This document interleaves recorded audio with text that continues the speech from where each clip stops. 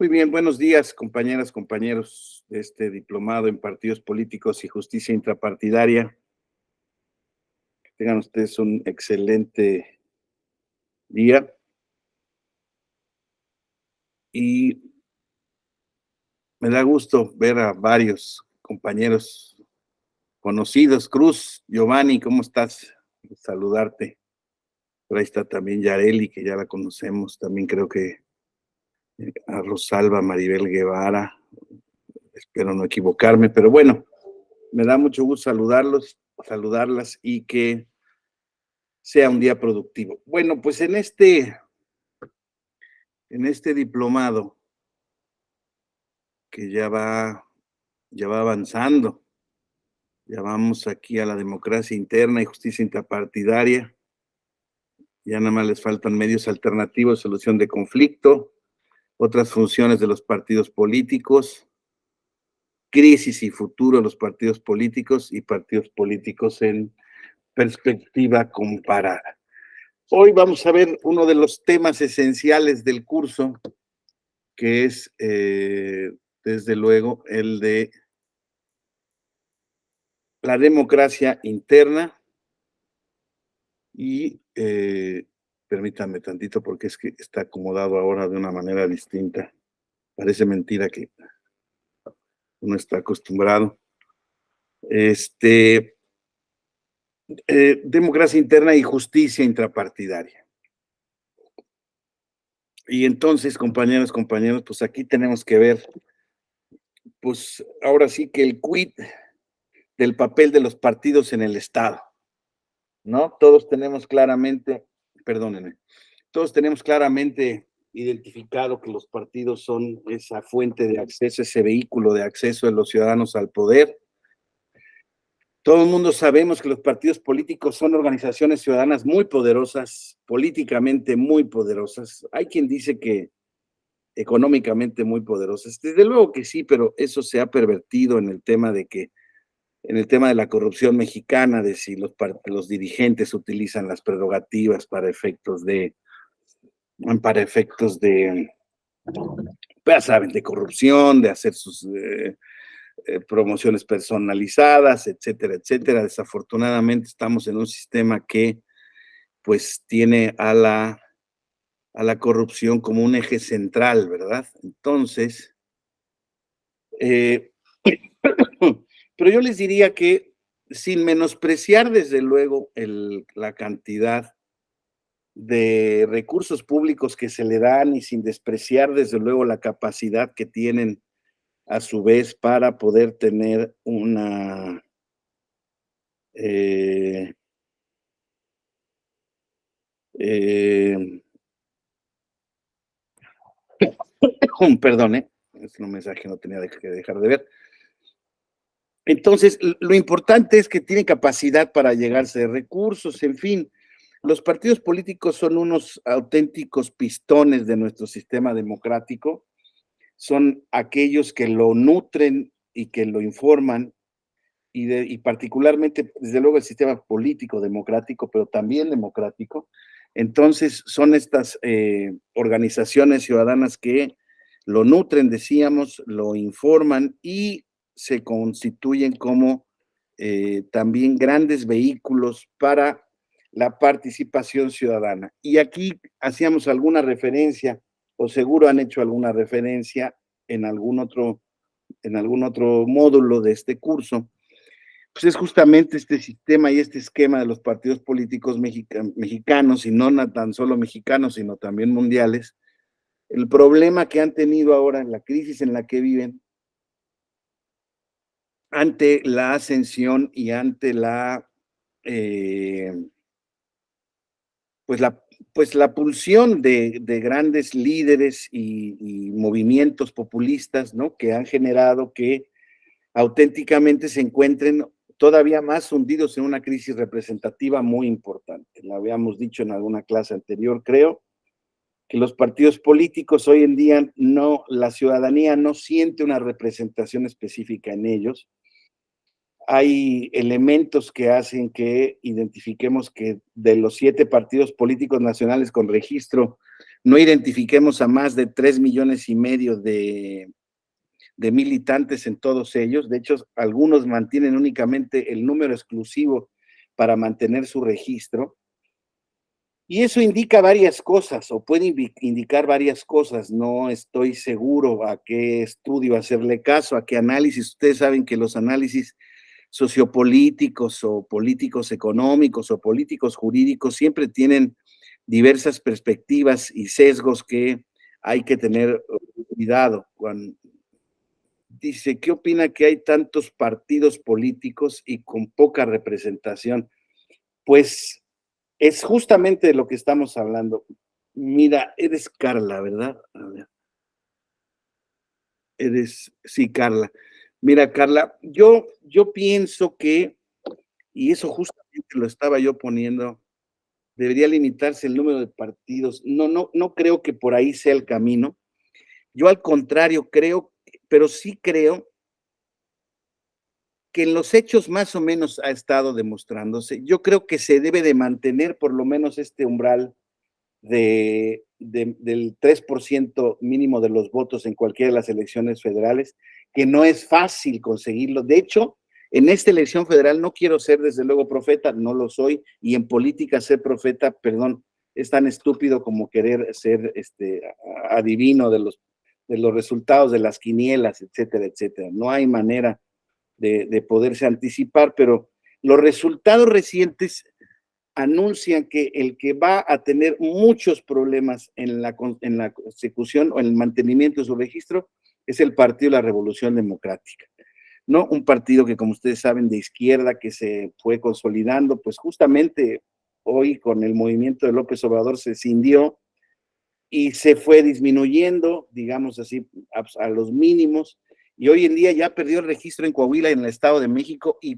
puede ser, dependiendo de cómo tenga éxito la alianza opositora, es probable que pierda el registro. De ahí en fuera, pues no sabemos cómo va a ser tampoco el desempeño, porque todavía no sabemos la estrategia política de Movimiento Ciudadano, que es un partido político que además de tener ya 2 entidades federativas potentes en cuanto al gobernador, pero como bien decían los analistas políticos, aquí en Jalisco es donde Movimiento Ciudadano concentra la mayoría del Congreso, la mayoría de los municipios.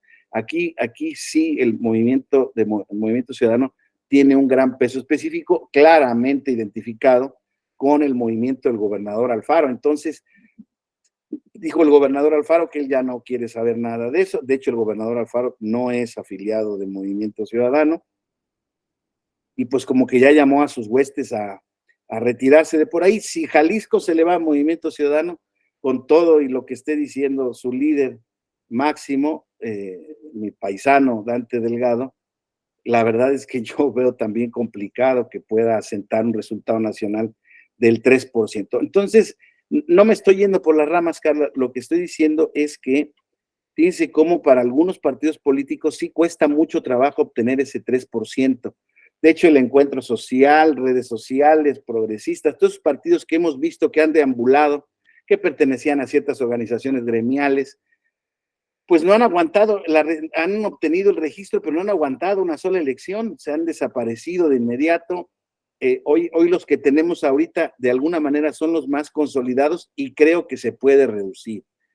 Entonces, yo contestando tu pregunta, Carla, a mí me da la impresión eh, que no son tantos, contrario a lo que pensemos, no son tantos partidos. Fíjate que nuestro sistema político desde 1996 ha oscilado entre 10 y 11 máximo y 7 que son lo mínimo. Por ahí hemos estado rondando. Y yo lo que creo es que se puede, sí, claro, en Chiapas 14, en Coahuila hay 12, en Veracruz creo que hay también como 12, porque hay varios satélites locales de los partidos políticos que pues tienen esa oportunidad de jugar. Pero estamos hablando, digámoslo, en términos nacionales. A mí me da la impresión que eh, esta elección va a ser una buena prueba de fuego de lo que puede pasar, pero eh, me da la impresión que no son muchos. Ahora bien, lo que sí me da la impresión es que hay muy poca militancia y no hay una militancia real. Creo que los únicos que se han acercado a tener lo más real los números respecto de su militancia son justamente el PAN, Movimiento Ciudadano, y los partidos chicos. Del PT no sabemos mucho, del Verde no sabemos mucho, de Morena no sabemos mucho, porque además está en un proceso ahora actualmente de credencialización y de afiliación, y entonces no sabemos exactamente pues, hacia dónde va este partido en cuanto a su representación. Entonces, no está fácil identificar ese tema. Lo que sí es que sí todos tienen una crisis representativa y lo vemos, ¿saben en dónde? En la participación. Aunque la participación siempre mexicana ha tenido una franja que no participa, o sea, una ciudadanía o en un electorado que no participa, pero hemos llegado a tener indicadores del 70%, ¿no? Y hace mucho tiempo que en la elección de 2018, por ejemplo, en la presidencial, con todo el gran movimiento que hubo a favor del presidente López Obrador, únicamente llegamos a 62%, lo cual es pues un déficit representativo medio importante. Y sí, yo sí creo que quizá es simplista, pero quien no va a votar, Carla, quien no va a votar, no lo hace porque tiene no lo hace especialmente porque tiene flojera, porque sea un mal ciudadano, que sí lo son, que sí tienen flojera, que sí son malos ciudadanos, pero no les representa dos cosas, ninguna emoción ni adhesión los partidos políticos que existen y naturalmente ningún candidato, y están contaminados de que el sistema democrático no ha resuelto los problemas pues más urgentes de nuestra sociedad. Y eso pasa más bien con el concepto de democracia, no necesariamente con los partidos políticos, que desde luego va imbricado, ¿eh? O sea, es un concepto que no se puede separar uno de otro. No se concibe un contexto democrático sin un sistema de partidos políticos fuerte y representativo. Ahora, este problema que nos pasa a nosotros, Carla, compañeras, compañeros, está muy extendido en el mundo. O sea, las preferencias han cambiado, eh, salvo en aquellos sistemas bipartidistas asentados desde la independencia del país, de países que a pesar de que se digan que tienen dos bandos, demócratas y republicanos, o conservadores y liberales, tal como lo dice el presidente todos los días, Estados Unidos es un país profundamente conservador. Ahora, el que sea conservador no le quita su contenido, o sea, su calidad de una sociedad democrática, porque es una sociedad que en términos generales, estoy hablando de un contexto macro, respeta la ley, respeta las instituciones, eh, eh, ya la Suprema Corte ha dado algunos bandazos de acuerdo a su integración más conservadores, pero la Suprema Corte de Justicia de la Nación, la Suprema Corte de Justicia de Estados Unidos toma determinaciones que son más o menos bien recibidas o mal recibidas, pero pues los ciudadanos, digámoslo así, no dudan de la legitimidad de la Suprema Corte de Justicia. O sea, Estados Unidos tiene una conciencia cívica pues muy arraigada. No me parecen modélicos en muchos sentidos, porque es una sociedad racista, como decía yo, es una sociedad conservadora, es una sociedad hoy en día además pues muy problemática, porque justamente es una sociedad antiderechos.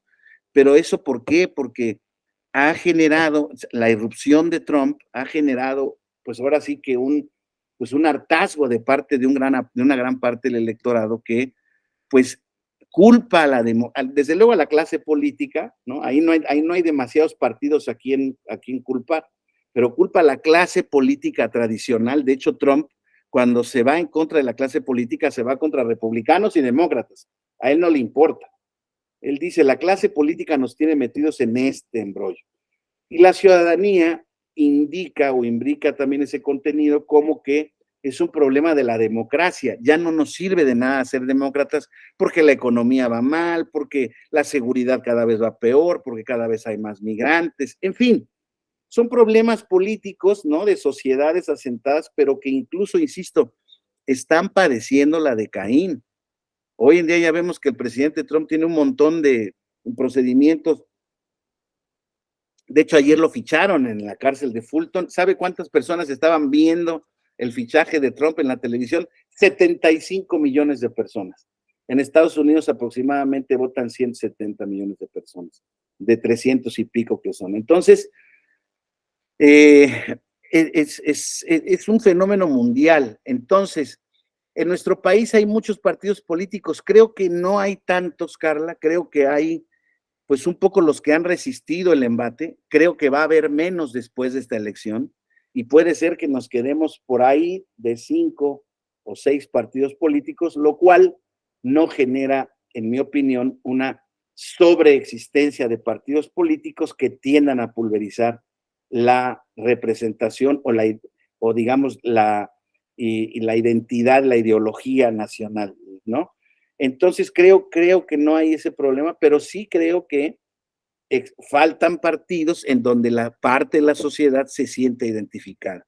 Yo les podría decir, insisto, si nos vamos a temas de datos, a resultados duros, el hecho de que hayan porcentajes consistentes de abstención entre el 50 al 50%, vamos a cerrarlo ahí, pues es un porcentaje muy, muy alto. Insisto, y eso responde naturalmente, insisto, a que hay un desencanto, hay una apatía, no hay interés, no hay una creencia en que las elecciones sean la respuesta. Y les hago la pregunta a ustedes, Karen, ¿no? Por ejemplo, ahora que estamos viendo y que se acusa a los partidos tanto de uno de otro lado de estar haciendo pues actos simulados de la ley que realmente no están permitidos, la verdad es que, o sea, tiene mucho sentido el pues ponerse en un lado crítico y generar,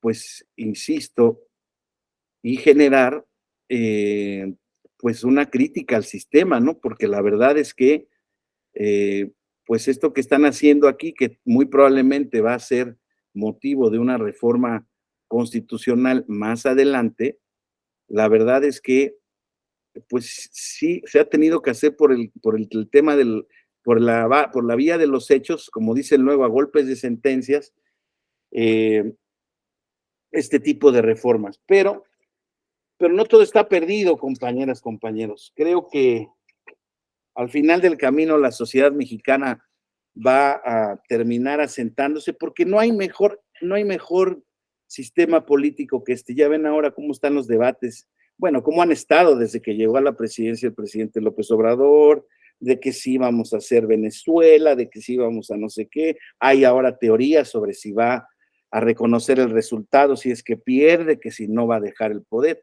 Yo eso, la verdad es que lo veo lejano.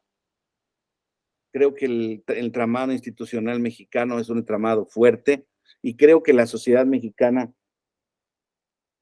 pues, insisto, aunque no esté 100% feliz con el sistema democrático, creo que entiende que es, pues, la única vía de transmisión del poder de manera pacífica, que ha demostrado que, bueno, pues la alternancia genera nuevos gobiernos y esos nuevos gobiernos generan naturalmente, pues, esperanza para lo que puede venir, pero contestando tu pregunta, me da la impresión, insisto, que están los partidos que tienen que estar, que están oscilando de hace mucho tiempo para acá.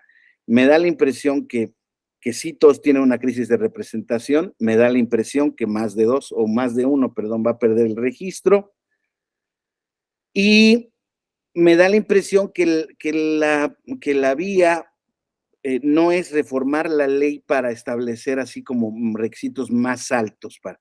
¿Sabes? Yo lo que haría, Karen, yo lo que haría sería relajar sensiblemente los requisitos que tienen los candidatos independientes o los candidatos ciudadanos para que pudieran acceder en mayores circunstancias de equidad en la contienda. Pero como esas reglas las escriben los partidos políticos y ya vieron que la ciudadanía sí puede optar por una candidatura ciudadana, entonces los elevaron, o sea, no están dispuestos a bajar estos requisitos y pues me da la impresión que entonces, mientras eso no pase, la figura, la verdad es que de las candidaturas independientes, pues va a seguir muy inoperante. Sí va a haber candidatos independientes, pero creo que desafortunadamente, ya habíamos platicado también de eso, el resultado de algunas candidaturas independientes exitosas no lo fueron en el ámbito de gobierno y eso nos genera estos problemas. Entonces, creo que lo que hay que hacer es consolidar lo que existe, Carla, y seguir obligando desde la jurisdicción a los partidos políticos a que se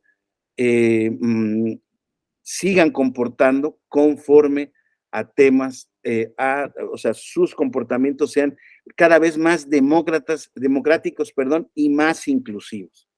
Ese es el gran déficit que hay en los partidos políticos, por eso es tan importante el módulo de hoy. Pero vamos a ver que este es un problema que no está fácil de resolver, porque ya lo habíamos platicado, los partidos políticos son élites políticas al final del camino. Y van a ver ahora que venga, ahorita estamos viendo la punta del iceberg, compañeros. En cada proceso electoral intermedio, y en este caso pues es general, pues ustedes saben, están las candidaturas, pues son lo más, el premio más jugoso que puede tener cualquier político en ese sentido, y es donde operan, donde opera la política real, ¿no? Y la política real nos ha enseñado históricamente que ganan los más poderosos, ganan las élites. ¿Por qué creen que hoy en día claramente en el frente opositor el PRI llegó, y lo digo sin ningún ambaje, no tengo ninguna simpatía particular ni personal por ningún partido político? Creo yo como ciudadano, que todos nos han quedado a deber. Y esta crisis se debe a que ninguno ha aprovechado las oportunidades que les hemos dado en las urnas. Ninguno, ninguno. Y entonces, no tengo ninguna afección en ese sentido, pero de ahí a reconocer que, pues, en el juego político hay quien tiene, pues, más colmillo y son mucho más hábiles. Por ejemplo, nuestro presidente de la República es un político sumamente astuto y en este tema de la política de movimiento, la política de repartición, la política de lealtades, pues ha sido auténticamente un auténtico líder eficaz. Creo que ahora se le están complicando un poco las cosas, pero en el caso de la alianza opositora, el tema ha sido que el PRI, que era el peor de todos, el que ha perdido todo, ahí está en la final con una representante, pues, que significa la política tradicional, pero a la que no se le conocen escándalos de corrupción, al contrario, es una mujer articulada, culta, una mujer de experiencia, pero claro, que ha vivido en todos esos años, incluso antes de la transición democrática, inserta en un sistema de élites. Pero claramente los líderes del PRI ahora, pues obviamente la colocan junto a la outsider, que bueno, pues unos dicen que es muy panista y tal o cual cuestión, pero me parece que no está en el PAN. Obviamente es muy cercana a los principios ideológicos del PAN, etcétera, etcétera. Pero ahí le colocaron a Beatriz Paredes. Yo creo que al final del camino va a terminar ganando la candidatura la candidata Gálvez. No me gusta hacer pronósticos, pero estamos platicando como en confianza y estoy un poco inspirado porque he leído un par de artículos que son muy sugerentes. Pero el asunto es que, pues con eso han logrado pues ya tener una base de repartición, pues ya ven ustedes, ya están repartiendo los cargos, ¿no? Gurría ya está en Hacienda y de la Madrid no sé para dónde lo metieron, ya metieron hasta Silvano Aureoles del PRD, pues claro, es que así se manejan los partidos políticos. Los partidos políticos son poder y el poder son puestos públicos, compañeras, compañeros. A eso juegan los partidos políticos. Esa es su finalidad al final del camino. Claro, un ciudadano como ustedes y nosotros que queremos participar en política, vemos el 41 constitucional, vemos nuestra ley general de partidos políticos, vemos nuestros derechos políticos electorales y decimos, yo quiero participar en el partido porque mi aspiración es hacer algo bueno por México. Qué bueno que quieras. Vente y vamos viendo aquí cómo está la cosa. Vamos a ver primero si nos aceptan y una vez que nos aceptan, vamos a ver si formamos parte del juego democrático interno. Interesante tu pregunta, Carla, porque me dio oportunidad justamente de platicar porque en nuestro diseño institucional de la democracia interna de los partidos políticos y de la justicia intrapartidaria, creo yo que todo está bien. O sea, nos dicen, miren, y vamos aquí a la segunda, dicen, vamos a ver, los partidos políticos y la justicia intrapartidaria. Pues tenemos que asistir a las relaciones entre constitución y democracia, que ya han visto, que ya conocen. ¿Cómo se llaman hoy en día nuestros estados? ¿Cómo se les denomina? Un estado constitucional y democrático de derecho. Es la forma más común. Se le añaden otro tipo de adjetivos. Yo me quedo con en el caso de los partidos políticos, ¿no? Estado constitucional. ¿Qué quiere decir? Que existe una constitución como base del pacto social, y democrático de derecho, que esa constitución y que ese Estado se tiene que comportar conforme los principios y el régimen democrático. Y desde luego, pues eso y pasa por muchas cosas, por respetar derechos, por respetar a las minorías, incluso hacia adentro de los partidos políticos, ¿no? Desde luego la regla de la mayoría es la que gana, pero no el aplastamiento de las minorías. Deben de existir procedimientos de igualdad de la ley, ya veremos ahora todo lo que corresponde a esto, pero los partidos políticos están insertos en ese sistema, no tan solo en México, estamos hablando de México, pero ese es el sistema de los partidos políticos. Claramente, los partidos políticos no pueden estar ausentes, no son un club de amigos que van a buscar cargos públicos. Ya sabemos que desde 1977 están constitucionalmente reconocidos, tienen prerrogativas y tienen finalidades constitucionales, ¿no? Participar en la vida, contribuir a la participación del pueblo en la vida democrática, ya lo veremos ahora, pues tener educación cívica, formar cuadros, exponer ideologías, en fin, de alguna manera ellos son un poco perdón, no lo digo en términos peyorativos, pero ellos son los albañiles del sistema democrático que están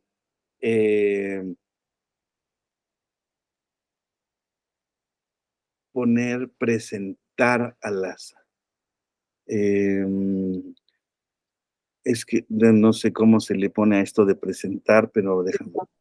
Es ahí en la parte de abajo, profe, donde se encuentra el Zoom, en la parte inferior derecha. Ajá. De su lado, ahí andan. ¿Esa? A ver. Ah, caray. Ya se nos puso la pantalla muy grande, pero ya se me puso tan grande yo que ya los perdí a ustedes. A ver, déjenme ver. Espérenme. Sí, creo que esa, pero déjame ver a ver cómo lo puedo hacer más grande.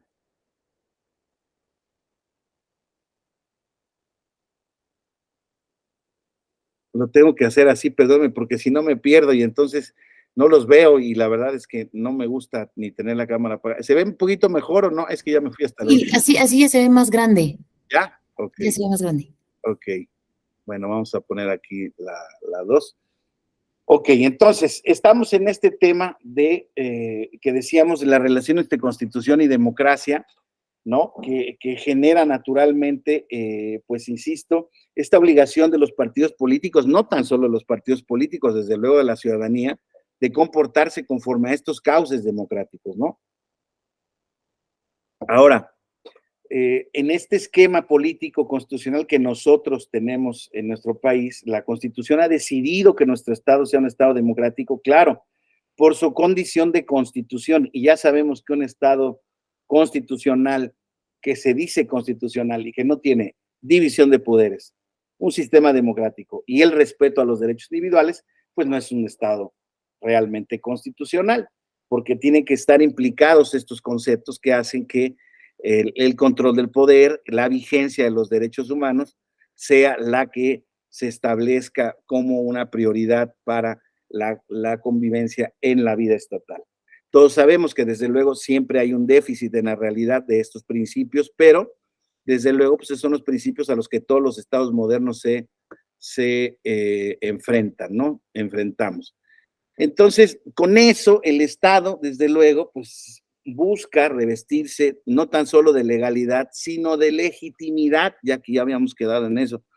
O sea, las elecciones, ¿qué es lo que da al sistema político? Pues da esa legitimidad para posteriormente avanzar en la gobernabilidad. Claro, hay condiciones y hay circunstancias y hay realidades en las cuales, pues, esta gobernabilidad puede no llegar a estar, o sea, ningún sistema democrático, ningún sistema normativo puede de alguna manera garantizar la gobernabilidad, a menos que estemos hablando de la construcción de reglas específicas en la Constitución para hacer, como sugería Carla, para hacer pues digamos, la representatividad de los partidos políticos y la vigencia de los partidos políticos cada vez más alta, ¿no? Por decirles algo. Hace poquito, ustedes saben, hasta 1988 existía la cláusula de gobernabilidad en nuestro sistema político mexicano. ¿Y eso qué quería decir? Que al partido mayor político que obtuviera el mayor número de triunfos y porcentaje de votos, se le asignaban inmediatamente las curules que le hicieran falta para tener la mayoría. O sea, se construían unas mayorías absolutamente artificiales, pero que garantizaban esta gobernabilidad. ¿Y qué es lo que ha pasado hoy en día, compañeros? Es muy importante este punto que estamos viendo porque es la llave de la gobernabilidad. Cuando el presidente López Obrador tuvo su triunfo en 2018, tuvo la mayoría absoluta en ambas cámaras, no tenía que pactar con nadie. Y fíjense cómo de manera tal, o sea, hubo una votación potentísima, no pasaba eso desde 1994 en nuestro país, donde fue la última vez que se le dio la mayoría parlamentaria al PRI, que fue cuando el presidente Zedillo pudo hacer reformas que hoy en día les da coraje a varios, ¿no? Pero él reformó a la al Poder Judicial de la Federación, él creó el sistema electoral que tenemos el día de hoy, creó muchos órganos autónomos, entre otros el Banco de México, y creó esta vida institucional que yo no la estoy poniendo como paradigmática, sino como ejemplo de lo que puede hacer un gobierno con la mayoría parlamentaria. Y que creo que lo que pasó en este caso es que se dieron cuenta tarde del poder que tenían, compañeros y compañeros. Por eso mismo, en el segundo tramo del gobierno, pues desde luego fue un referéndum contra esa mayoría y esa mayoría no volvió, nunca más, casi, y sin con aliados. Y eso ha impedido en este segundo tramo hacer reformas mucho más, pues no necesariamente de mucho más calado, no lo quiero decir porque fueran más, porque fueran mejores en su contenido, sino porque son reformas que tratan de buscar, de cambiar otra vez la cara o de remodelar la cara institucional del Estado. Por ejemplo, insisto, estamos metidos hoy en día todos, bueno, ya no tan seguido, yo creo que ya no lo dicen tanto para que no, pues para que la gente incluso no los vaya a boicotear, pero ya no dicen tanto que ahora el plan C, ¿no? Es obtener la mayoría parlamentaria suficiente para poder hacer reformas constitucionales, para reformar el Poder Judicial, para eliminar órganos autónomos y para hacer un montón de cosas que se les quedaron en el tintero en el primer tramo. Y entonces eso está sujeto a este nuevo proceso electoral en donde se va a jugar esta legitimidad y creo que pues el reto es mayor porque pues el electorado tiene que estar consciente justamente de que no nos están engañando, ¿eh? O sea, se está pidiendo el voto para hacer este tipo de reformas. Quien coincida, que muchos coinciden, ¿eh? Muchos coinciden en este tipo de reformas, pues estarán llamados a votar por esta opción, pero muchos de ellos no coinciden y habrá que ver cuál es la capacidad de movimiento, qué reacción tiene la ciudadanía, en fin, falta mucho por ver. Pero lo importante, insisto, es que me quedo con una cosa, es que, insisto, nuestra concepción democrática, si bien es cierto, muy primaria, cada vez más disfuncional, cada vez más ausente de representación, ¿no? Por ejemplo, yo me niego a pensar que mi única participación democrática es el día 2 de junio, 6 o el día que caiga, ir a emitir mi voto, ¿no? Porque es el día que cuenta. Me niego a pensar que ahí se acaba la democracia. Pero bueno, yo soy una persona muy ambiciosa y quizá algo entendida o conocedora de lo que es un sistema político, etcétera, etcétera. Y por eso quiero más, pero tenemos que entender que al final del camino esa legitimación y ese voto que damos es lo que de alguna manera determina el próximo gobierno que vamos a tener. No necesariamente en todas sus consecuencias, les vuelvo a decir. Y aquí lo digo desde un punto de vista muy personal. Cuando empezó el gobierno y se canceló este gobierno que está actualmente ejerciendo, 5 años ya lleva, casi, ya va a cumplir 5 años, pues estábamos inmersos en este debate de qué va a pasar, si verdaderamente se cancela el aeropuerto de Texcoco y que empezó con unas, se mudó de Los Pinos hacia ¿cómo se llama? Hacia el Palacio Nacional, viajaba en líneas comerciales y bueno, digamos, esas formas nos fueron entendiendo una forma de hacer política y de entender el Estado y se nos repetía siempre que la corrupción había que matarla, había que eliminarla y que no se robaba y no se mentía y no se traicionaba al pueblo. Y eso se fue generando, ¿no? En un contexto de gobernabilidad. Y hoy en día ya todo el mundo tiene las herramientas para saber en efecto qué tan eficaz o no ha sido el gobierno en muchos sentidos. Y eso pasa, insisto, porque va a haber gente que está de acuerdo, porque hay gente en efecto que, pues, queramos o no, sí está siendo beneficiada directamente por estos programas universales sociales que antes no se tenían. Claro, alguien me puede decir, sí, pero quitó otros. Pues sí, ha sido un complemento porque lo que sí es cierto es que es una nueva forma de gobernar, es una nueva forma de gobernar que además ha tratado también de implicar al concepto de democracia a lo mismo, ¿no? Entonces, el 39, el 40 y el 41 en la Constitución lo receta todos los días, ¿no? Nosotros estamos aquí por la voluntad del pueblo. Y en aras de la voluntad del pueblo decimos, ok, nadie está por encima de la voluntad del pueblo. Y ahí es donde se nos construye un falso concepto de la soberanía popular, porque la soberanía popular se ejerce en las elecciones democráticas o en cualquier procedimiento de democracia participativa, no más. Una vez que estamos ahí, claro, desde luego, se pueden ejercer estas consultas democráticas, la revocación de mandato, todo eso está previsto y está, pero nos hemos dado cuenta que aquí lo que importa más es un poco el discurso y el que la gente se sienta incluida en esta nueva, pues, forma de hacer política y que, bueno, pues si no se llevan a cabo las cosas son porque son culpa del pasado, son culpa de los poderes actuales, de la mafia del poder y de estos institutos y tribunales y cortes que están llenas de privilegiados que, quién sabe con base en qué función o en qué facultad, están anulando leyes y determinaciones del presidente que pues que son legítimas porque ellos son los representantes del pueblo. Entonces, ese es el discurso que se nos tiene y es el discurso que se mantiene desde algún partido político, ¿no?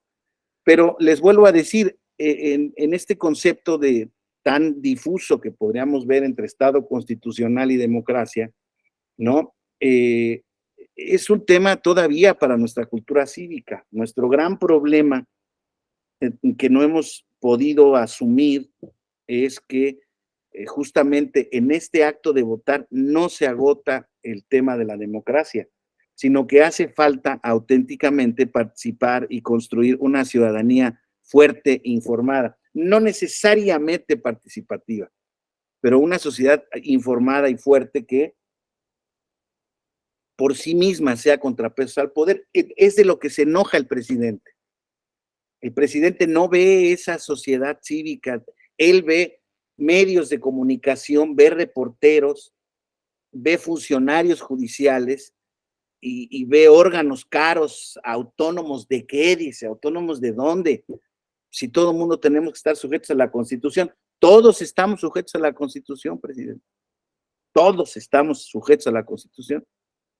Sí, pero bueno, entonces, ¿por qué anulan leyes, actos? ¿Por qué no registran candidatos? ¿Por qué cancelan registro a todos? Bueno, pues porque está dentro de sus facultades y porque están ejerciendo las normas políticas que se ha dado este país a través de la oposición ordinariamente para efectos de generarle legitimidad a quien gobierna. Una cosa que sí les quiero decir, que no tengo ninguna duda, es que no importa quién gane y no importa cómo sea que se gane, el sistema electoral, en primer lugar, entre tantos otros primeros lugares, pero en primerísimo lugar, y el Poder Judicial van a estar sometidos a una revisión. No necesariamente para llegar a la conclusión a la que quiere ahorita ordinariamente el presidente, pero va a haber una nueva base, tal como lo hizo el presidente Zedillo en su momento. Hoy en día me da la impresión que no importa cuál sea el resultado de la elección, la fuerza política de Morena, incluso perdiendo, en un escenario en el que perdiera, va a poner como condiciones para pactar ciertos temas fundamentales en el tintero. Y esos pasan por la modificación del INE, cualquiera que ésta sea, no tengo idea bien cuál, no sé si ellos tengan bien idea en qué sentido, y la reforma al Poder Judicial. ¿Con qué? No sé si los van a elegir popularmente. Me da la impresión que eso va a costar trabajo, pero va a haber un nuevo método de designación, va a haber una recomposición. De eso no me queda ninguna duda. Y quien sea el presidente va a tener que apoquinar con eso. Entonces, ¿y eso está bien o está mal? Pues eso es lo que determina la democracia. Lo importante es, les he platicado siempre, lo importante es que todos los que consuman o los que estén con ese consenso asuman los resultados de lo que se va a construir. Estas cosas de actos anticipados de campaña y de fiscalización y de sanciones, creo que se va a ir para abajo. Y no lo sé. O sea, yo les vuelvo a decir, yo no creo que ningún sistema democrático ni político naturalmente sea perfecto ni sea intocable como lo han requerido, como lo han espetado a estas gentes. ¿Por qué no quieren tocar? ¿Cómo que el INE no se toca? ¿Cómo que el Poder Judicial no se toca? No, bueno, o sea, claro que se puede reformar, claro que se debe reformar, pero nunca, insisto, de forma regresiva, nunca que las nuevas configuraciones permitan que, por ejemplo, haya una limitación o una cercenación de facultades. Esto es, vamos a decir, ya vimos que el control constitucional es muy complicado, porque anula leyes, porque dicen los jueces. Se acaba el control de constitucionalidad y entonces se pone en el artículo correspondiente en la Constitución el Poder Judicial de la Federación y quien quiera que sea su componente, a pesar de lo que diga el artículo, o a lo mejor reforman el primero constitucional, vamos a ver cómo lo hacen, no puede controlar y aplicar leyes emitidas por el Parlamento con el pretexto de que sean constitucionales. Pues ya lo hizo la Corte con el Tribunal Electoral. Una Corte renovada. Dijo que el Tribunal Electoral no tenía facultades de control constitucional. Oye, maestro, pues eres mi amiga o eres mi enemiga. Si formo parte de ti, ¿cómo que no tengo facultades de control constitucional? Entonces el tribunal, ¿qué dijo? Como nada más limitamos a la Constitución, vamos a hacer control de convencionalidad. Y no lo obligaba todavía el artículo primero constitucional, ni estaba la reforma del 2011. Entonces, vamos a ver qué pasa de todo esto, pero lo más importante es que todo esto lo contextualicemos, insisto, en los conceptos que hemos estado viendo. Estado constitucional, democrático de derecho, sí, respeta derechos fundamentales, creo que esa es una conquista que no se va a ir para atrás. Vamos a ver cómo se modifica en cualquier caso su esquema y su sistema de control. Pero eso es lo que se busca, ¿no? Que, insisto, en la legitimidad, en la legalidad del Estado, pues se generen estas condiciones de, pues digamos, de aceptabilidad de las reglas del juego por todos. Entonces, los partidos políticos, compañeras, compañeros, por su finalidad y naturaleza, no escapan ni pueden ser ajenos al orden constitucional y democrático. Entonces, esta exigencia del comportamiento, del ajuste del comportamiento a la vida democrática es una consecuencia de nuestro sistema constitucional. Los partidos, como formas asociativas de ciudadanos para acceder al poder público, deben sintonizar su régimen interno con el conjunto de valores y principios que emanan del orden jurídico. Eso se cumple en la realidad, compañeros. Es complicado responder a la pregunta porque todos están obligados y todos tienen previstos en sus estatutos sistemas de postulación de candidatos de manera interna. Pero yo me temo que en esos procedimientos los resultados no necesariamente son los que el sistema específico que sea el que se elige, sea el que se termine, el que venza. O sea, en un sistema democrático, pues desde luego tendríamos que verificar pues quién tiene la regla de la mayoría, las mayores preferencias, el mayor conocimiento, etcétera, etcétera. Entonces, cualquiera que sea este procedimiento, lo importante sería que en efecto en ese reconocimiento de los derechos de la ciudadanía existiera más o menos un cumplimiento regular de los requisitos para tener a estos partidos como sujetos democráticos. Y les pongo ejemplos. Para una elección específica, para la elección de diputados federales en un distrito específico, una convocatoria dice, bueno, los aspirantes se podrán inscribir cumpliendo estos requisitos, estas bases, y posteriormente serán electos ya sea en convención de delegados, dependiendo el partido político, los sistemas que tenga. Morena dice en vía de encuestas. Lo importante es que esos procedimientos se lleven a cabo. O sea, al final del camino, lo que determinen las élites, yo les diría, está bien, siempre y cuando las determinaciones pasen por ese cumplimiento por lo menos formal de los requisitos, ¿no? Por ejemplo, estamos viendo hoy en día en los dos sistemas de selección de candidatos presidenciales que estamos viendo, pues en uno está un sistema de encuestas, ¿no? Totalmente de encuestas, una oficial y 4 encuestas espejo, y en otro está una encuesta, pero hay votación ciudadana, ¿no? Y entonces son dos sistemas distintos, ¿no? Que están siendo complementados para poder decidir. Ok, el sistema de encuestas, cuando está construido, o yo considero, es una opinión personal, cuando está construido, digamos, con el consenso de los candidatos, cuando se eligen a diversas encuestadoras y cuando existen metodologías reconocidas y exista una uniformidad o más o menos una linealidad en los resultados, pues creo que el método no tiene por qué ser cuestionado. El problema es que se lo están haciendo de esa manera porque es la candidatura de la presidencia de la República. En los 2,600 cargos más, perdónenme cerrar la cifra, pero son más de 2,000 cargos de elección popular que se van a gestionar por el mismo partido para las elecciones del año que viene, se va a hacer el mismo método. Es el método que tienen elegido. En la experiencia del proceso pasado de 2021, en la jurisdicción del tribunal no se conoció una sola encuesta de los candidatos ganadores, a pesar de que fue impugnado por un montón de gente. Oigan, es que no me enseñan la encuesta, y el partido político, bueno, iban a la Comisión de Justicia Intrapartidaria, que se llama ahí la Comisión Nacional de Honestidad y Justicia, y la Comisión Nacional de Honestidad y Justicia se la pedía al partido, al órgano específico del partido, y el partido decía, sí, ahorita te la doy, pero pasaban los días y el derecho se iba haciendo irreparable, los ganadores se empezaban a registrar y los litigios ahí existían. ¿Y saben cuántas encuestas terminamos viendo? Ninguna. De verdad. Que existían. Eso no lo estoy poniendo en duda. Estoy diciendo que no las vimos. No las vimos quienes tuvimos la oportunidad de litigar en favor de algunos ciudadanos, ni los ciudadanos y muy probablemente ni los candidatos ganadores.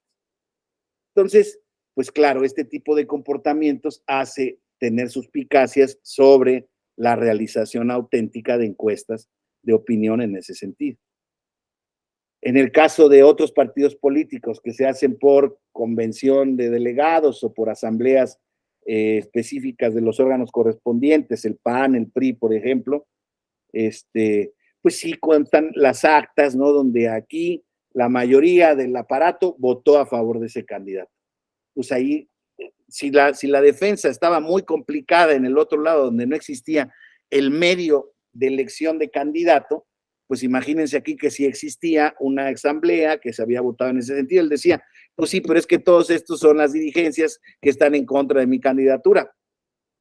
Puede ser que sea cierto.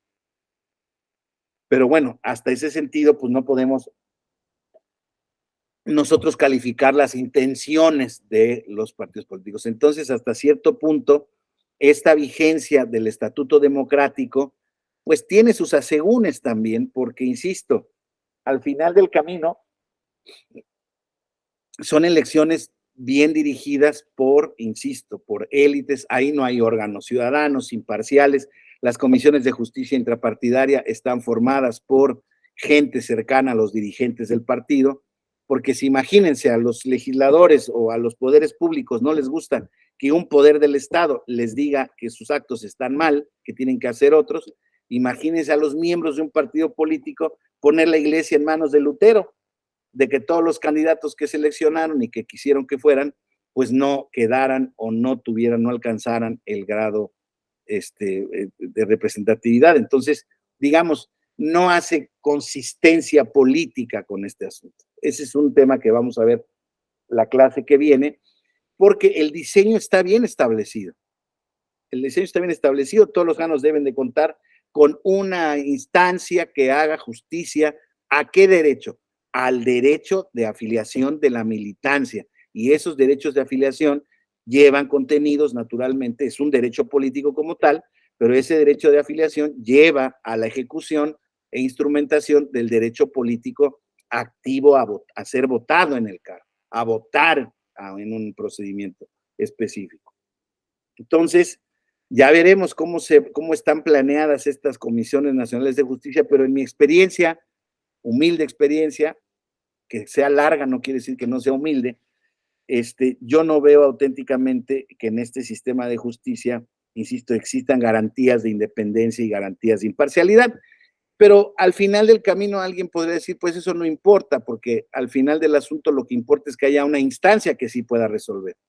Sí, el problema es que esa instancia llega mucho tiempo después, estamos hablando de actos que tienen que ser resueltos en friega y en el mejor de los casos en un mes, porque acuérdense que viene primero la selección de candidatos, luego viene ya las elecciones de la precampaña, por ahí de enero en elecciones federales, luego ya están a finales de enero determinados quiénes son los candidatos y el registro viene hasta marzo, mientras está el periodo de intercampañas, mientras está dando la impugnación y resolución de todas estas impugnaciones internas que hay de parte de los militantes de los partidos políticos que se han sentido excluidos para una candidatura. Y lo mismo pasa en la renovación de los órganos directivos, ¿no? Se tienen que llevar a cabo sistemas democráticos y en cada elección de un órgano directivo existen impugnaciones. ¿Por qué? Porque hubo irregularidades en la elección. Pero, insisto, estos fenómenos son mundiales, compañeros.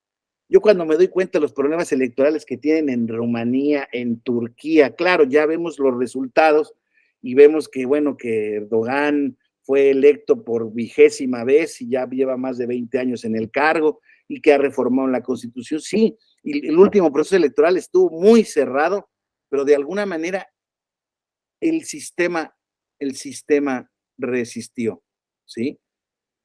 En el caso de Putin y de la Rusia, los países que no se estiman democráticos, ¿no? Llevan a cabo elecciones y aparentemente se llevan a cabo con mucha regularidad. Ustedes platican con algún ruso disidente y le dicen que eso es auténticamente una farsa, ¿no? Pero en nuestros sistemas políticos que se supone que son democráticos, constitucionales y sometidos al Estado de Derecho, pues muchos de ellos están así de inconformes porque auténticamente eso ocurre. Y no es que los que estén compitiendo sean necesariamente outsiders, o sea, sean extraños, no es que yo me quiera postular para la alcaldía de Zapopan por el partido Morena. No, son gentes de los propios cuadros políticos que pues naturalmente hacen bandos y van generando competencia y se pelean los puestos. Esa es la política, la búsqueda por el poder, y se busca desde las instancias más primarias, y en este caso son los partidos políticos, ¿no? Ok, me inscribo y tal o cual cosa, uy, no, la vas a tener muy complicada, amigo, porque el dirigente no quiere y el dirigente es muy pegado al senador tal, que está peleado con la señora de tal, y tú estás vetado en ese tema. Entonces, me explico, eso es lo que opera en la vida real en ese esquema. Pero de que están previstos los mecanismos específicos, no, claro, vamos a emitir la convocatoria en el tiempo correspondiente. Y la convocatoria va a tener todos los elementos que me diga la ley y cualquier sentencia del tribunal. Y vamos a respetar la paridad de género. Y vamos a respetar los procedimientos democráticos. Ahora, vénganse, inscríbanse para acá. Prum, prum, prum, prum. A ti te falta la carta de contribuciones al partido. No, bueno, es que ya la pedí, no me la dan. No, pues si no me la das, no te puedo registrar. Vete a pelear con el órgano del partido correspondiente. No, bueno, es que ya llegó, entonces hoy damos el dictamen y los que compiten son estos 4. Oye, a mí no me han dado la carta de contribuciones, pero ya la pedí. Pues es problema tuyo, maestro B. Pero si ya la pedí, no me la dan, entonces ya fui al tribunal electoral y el tribunal electoral dice, no, hombre, este acto no es definitivo, vete a pelear internamente a que te la den ahí. Otra impugnación más hacia el interior del partido. Y el órgano administrativo, el órgano de justicia partidaria del tribunal llega a una impugnación nueva de esas y la mete al cajón de los recuerdos, porque estamos en temas de avance, de los tiempos que van, acuérdense, estas etapas del proceso que tienen que ser definitivas. Entonces, los partidos políticos saben que ya una vez que están registrados los candidatos, está en chino mandarín que el tribunal ordene subir a alguien. Entonces, quien se está preparando para estos procedimientos debe de estar totalmente trucha de ir agotando los procedimientos específicos previstos en los estatutos de los partidos políticos para ir agotando la instancia y que el tribunal electoral correspondiente no le regrese el asunto a la Comisión de Justicia. No me lo regreses, manito, que es lo que te estoy pidiendo, ellos no me van a dar justicia. Ese es un problema, ya lo vamos a ver en la clase siguiente. Ese problema de que la justicia electoral federal, particularmente me refiero a ella, pero también la local, desde luego, con el CONQUED también están tapados de trabajo de todo este tipo de impugnaciones. Si ven que falta la resolución de la instancia previa y ahora que los partidos políticos están muy susceptibles de que únicamente se pueden meter en su vida partidaria en los casos expresamente previstos en las leyes, y uno de ellos es que no podrás, o es un requisito de procedibilidad, el que tienes que agotar primero tus procedimientos de justicia intrapartidaria. Bueno, pues ahí está, lo están cumpliendo, ¿qué? Dice, oye, pues si tu comisión, no, pues pregúntale a la comisión, y la comisión no van a encontrar a nadie. En fin, eso es política real. Pero bueno, nuestro diseño es un diseño impecable, ¿no? Los partidos, ya decíamos, como formas asociativas de ciudadanos para acceder al poder público, deben sintonizar su régimen interno con el conjunto de valores y principios que emanan del orden jurídico. En consecuencia, sus actos deben estar sujetos a un control de regularidad constitucional que es además democrática. Pero eso no les gusta a los partidos políticos. Pero es una consecuencia natural de este tema. Y sí, yo creo que uno de los grandes retos para este proceso electoral va a ser que estos esquemas funcionen. Va a ser que estos esquemas funcionen porque la experiencia no miente. El hecho de que las impugnaciones muchas veces no se resuelvan a favor de los ciudadanos que se sintieron afectados, no quiere decir que no se vuelvan a quejar en un siguiente proceso en el que tampoco sean considerados de manera legítima o ilegítima, ¿no? Entonces, creo que vamos dando al clic, ¿no? Los mecanismos de justicia interna de los partidos políticos deben de tener como principios fundamentales el principio democrático de la vida intrapartidista. Los artículos 40 y 41 de la Constitución, acuérdense de esto siempre: república representativa democrática. Me encanta ese laica y federal, pero ese laica le da mucha potencia a la facultad del tribunal de poder sancionar elecciones en donde no se cumpla este principio. Democrática, representativa y democrática. Y tienen como fin, dicen de los partidos políticos, promover la participación del pueblo en la vida democrática. Pues claro, o sea, partidos y democracia son un binomio igual que el de constitución y democracia. Están todos implicados e imbricados en ese sentido. Me gusta mucho la palabra imbricada que usan mucho los españoles, ¿no? Hace un sentido, ¿no? De implicación, de tejido, de ser uno solo mismo, ¿no? Dice el artículo 1 de la Ley General de Partidos Políticos, que veremos con mayor detalle en la siguiente clase, los lineamientos básicos para la integración de los órganos directivos, ¿no? O sea, esta ley se trata de todo esto, de que se establezcan los lineamientos básicos para la integración de los órganos directivos, la postulación de sus candidatos y la conducción de sus actividades de forma democrática. No hay duda. No hay duda, estamos cumpliendo la Constitución, estamos cumpliendo el desideratum de la Constitución, y entonces los partidos políticos, insisto, deben ya veremos en todos los lados en donde deben de establecer estos procedimientos, pero fundamentalmente en sus documentos fundatorios, ¿no? Pero particularmente en sus estatutos. Los estatutos de los partidos políticos tienen que establecer procedimientos democráticos en ese sentido. Ya veremos también algunos ejemplos de sentencias donde el tribunal no sé si es porque el caso lo dio para eso, pero unos casos del Partido del Trabajo en donde el tribunal auténticamente se ejerce como garante, constata que el partido político no respetó el derecho de afiliación y político electoral que tenía un militante o varios militantes del Partido del Trabajo, y obligó al partido a registrarlos. Y eso no les gusta a los partidos políticos. ¿Por qué?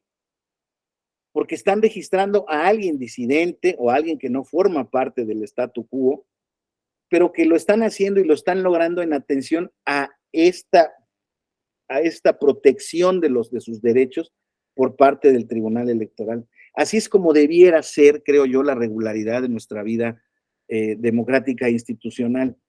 O sea, que realmente las posibles violaciones que existan en todos estos procedimientos sean realmente atendidas, lo cual no quiere decir, no se confundan, no los quiero confundir, no quiere decir que todos los que estén excluidos tienen derecho, ¿eh? Hay que ver quién tiene un mejor derecho que otro, hay que ver qué partido político cumple mejor sus formas específicas, aunque en la esencia no sean 100% democráticos. Bueno, o sea, sabemos, insisto, que en la política real, pues, o sea, ¿ustedes creen que realmente cualquier candidato de Morena hubiera podido aspirar a ser alguno de estos de las 4T? No, tenían que salir de la élite cercana al presidente de la República. No hay duda de eso, ¿no? En el caso de la alianza, quizás sí fue un poco más democrático el tema porque no había tampoco una solución muy sencilla. Pero si los partidos de la alianza hubieran sido los del poder, se hubieran conducido de una manera totalmente distinta. No estoy diciendo que se hayan conducido exactamente bien, pero por lo menos el procedimiento dio una imagen o da una imagen pues de mayor contenido, de mayor, digamos, acoplamiento con un sistema democrático. Vamos a ver qué ocurre, insisto, al final. Pero, y así, y les vuelvo a decir, y eso váyanlo desentrañando para abajo. ¿Quién va a ser el alcalde para la capital del estado de Veracruz? No sé quién sea el candidato, no sé menos quién va a ser el alcalde. ¿De qué partido político? Pues muy probablemente va a ser el que esté ligado a una de las élites del poder en ese partido político. ¿Que piensan que va a ganar? Pues muy probablemente. ¿O piensan que va a ser el mejor perdedor? Probablemente. Pero ninguno manda a sus candidatos a perder. Los mandan incluso, si es que van a perder, pues a presionar para negociar algo, ¿no? O sea, eso sí está dentro del contenido de la democracia. O sea, eso, en mi opinión, no riñe naturalmente con esto. Riñe, insisto, cuando existen procedimientos auténticamente evidentes en donde existe una cancelación de los derechos del otro. Entonces sí se está violando el principio democrático y entonces sí es necesario que la justicia entre a reparar esa violación y venga a sustituir pues esta falla, ¿no? Entonces, vean ustedes cómo el 25 de la Ley General de Partidos Políticos, ¿no? Aquí nos vamos a quedar. Son obligaciones de los partidos políticos conducir sus actividades dentro de los cauces legales y ajustar su conducta y la de sus militantes a los principios del Estado democrático. ¿Cuáles son los principios del Estado democrático? Pues la sujeción a la ley, a la Constitución, que existan procedimientos deliberativos, que exista igualdad de oportunidades a la militancia, que se privilegien, se respeten, se garanticen los derechos políticos de sus afiliados y tener procedimientos internos de justicia intrapartidaria. Y en ese contexto, compañeros, nuestro sistema de partidos está a toda máquina. Todos lo tienen, todos están. Ya platicamos, lo importante nada más es ver de qué manera se hace eficaz o cómo funciona estos mecanismos, porque el diablo está en los detalles, compañeros, ¿no? ¿Quién integra los estos? ¿Cómo están diseñadas las facultades de este órgano de control? Si existe auténticamente un sistema de medios de impugnación, porque les vuelvo a decir, la calificación de constitucionalidad de los estatutos de un partido político no pasa por el arco de verificar también si los medios de impugnación internos del partido político son aptos para poder reparar una específica violación. Pues basta con que estén previstos y tienen la presunción de validez. En ese sentido se actúan como una autoridad y sus actos tienen la presunción de validez. Hay que pasarlos por los test correspondientes, pero insisto, si existe un órgano específico y dice que ese órgano pues está para respetar los derechos de la militancia, que estará integrado de forma impar, que estará integrado por gente que tiene que tener ciertos requisitos, todos lo dicen. Y existen medios impugnativos, como quiera que se llamen, o no se tienen que llamar ni siquiera de ninguna manera, ¿no? La justicia intrapartidaria conocerá de las situaciones controvertidas que existan entre la militancia, la dirigencia del partido, la militancia entre sí y tal o cual cuestión, pues ahí está. Las resoluciones de los órganos internos podrán revocar, confirmar, determinar, todos lo dicen. Y reparar y restituir el derecho fundamental, ahí no todos lo dicen, pero se entiende que podríamos decirle. Pero bueno, al final del camino, insisto, el tribunal, ya veremos también, tiene un montón de jurisprudencias en donde le ha dado una potencia constitucional también a las reformas y convencional, desde luego, a los sistemas de justicia intrapartidario que son muy, pues que son contundentes, ¿no? O sea, ¿qué les quiero decir? O sea, en realidad, pues sí le tengo que echar, la verdad, un reconocimiento al tribunal. O sea, el tribunal desde su mera fundación, nació con un buen propósito y quien ha integrado el tribunal lo ha seguido conservando. Hay resoluciones buenas y malas, no tengo duda de ello. Somos seres humanos y los órganos colegiados también fallan y hay incluso determinaciones que no se entienden bien. Pero bueno, forma parte del análisis y del juicio que jurídicamente, pues, la ciudadanía, los justiciables harán del tribunal y algunos dirán mejores cosas que otros. Pero en general, insisto, nuestro sistema constitucional, nuestro sistema legal, nuestro sistema de administración de justicia y el diseño partidario que existe no tiene mayores defectos. En la práctica se generan abusos y desusos, y sí, pero eso pasa en todos lados. Entonces, si hay un déficit de justicia intrapartidaria, si hay un déficit de tutela de derechos, sí, pero creo que es connatural, no lo estoy viendo como un reconocimiento a un mal, no estoy diciendo que sea un mal necesario, pero explico claramente que así como los derechos humanos realmente, todos tenemos derechos humanos y todos tenemos los derechos de la Constitución y que vivan los derechos y lo primero constitucional y las sentencias que son garantistas y principialistas y derecho constitucional renovador y todas esas corrientes muy consecuentes con la vigencia de los derechos humanos. Está muy bien. Para allá debemos de caminar y no debemos de voltar hacia otro lado. Pero no todo se resuelve a través de los derechos humanos. No todo se resuelve así, porque realmente quien está operando los canales de justicia, los sistemas de justicia, hay contextos políticos, hay presiones políticas y hay realidades políticas. Entonces, eso no nos debe dar miedo reconocerlo, pero insisto, oiga, yo tengo el derecho político electoral a ser votado, claro, tengo el derecho a integrar un órgano, sí, a un órgano público, claramente, y más en mi caso que tengo la experiencia y los conocimientos en la materia electoral, ok, y como yo hay 20 más y vamos a inscribirnos ante la Suprema Corte de Justicia para ver si podemos quedar en una de las plazas vacantes que van a quedar en noviembre. Bueno, pues vamos a ir, bueno, yo no voy a ir, pues, pero van a ir los que se crean que cumplen con los requisitos, la Corte determinará quiénes cumplen los requisitos y de ahí se van a elegir a una terna que luego pasará al Senado y el Senado elegirá sobre esa terna. Y al final, el que fue electo fue el mejor candidato, no lo sabemos, nunca.